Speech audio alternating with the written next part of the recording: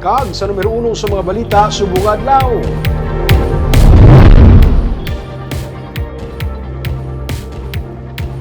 Bacolod City Mayor Albee Benitez nanindugan nga bayaran ang kadansang resolusyon ang League of Cities of the Philippines nga nagsuporta sa charter change. Yaman ginpanginwala nga ginbayaran ang mga mapirma sa sininga petisyon. May report si Nico Delfin. Marso sa nagligad pa nga tuig sang nagpagawa sang resolution ng League of Cities of the Philippines nga nagasuporta sa anuman nga mga tikang tuoy sa pag-amend sa 1987 Philippine Constitution. Sunod kay Mayor Albee Benitez, chairperson sang LCP, nga mismo si Cebu City Mayor Michael Rama ang nagduso sini sa ilang meeting. Taliwas sini sa naging pahayag sa nagaserbe LCP President nga wala pa sang panindugan ng Liga angot sa ginadso karon nga charter change paagi sa People's Initiative.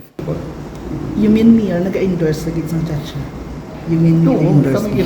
During the meetings ng LCP last March, no, we have endorsed the charter change. Kaya ang pamangkot is the Constitution perfect? In fact, it may be perfect today, but hindi man perfect tomorrow. So there will be all these changes. Muna ang isa ka constant nga may alat. Sunod sa alkalde, nagsugod naman ang signature campaign sa mga kabaranggayan para sa petisyon tuhoy sa Chacha paagi sa People's Initiative.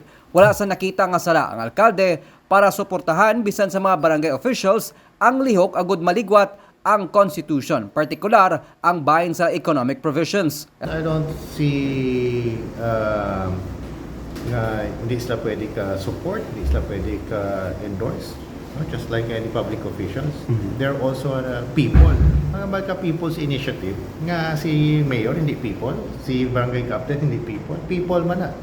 Right? So, ang question lang, of course, nga ginahalungan ta, that there should be no government funds that will be used. Okay, it's supposed to be a people's initiative.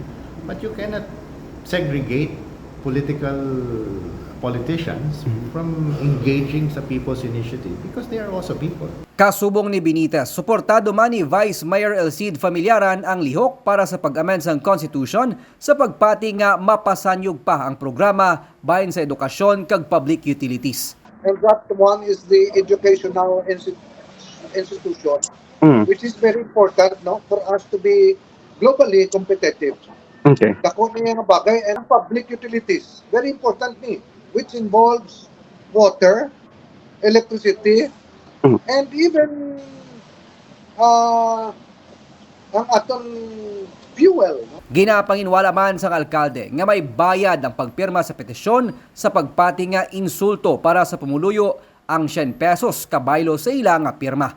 Nico Delfin para sa DigiCast Negros.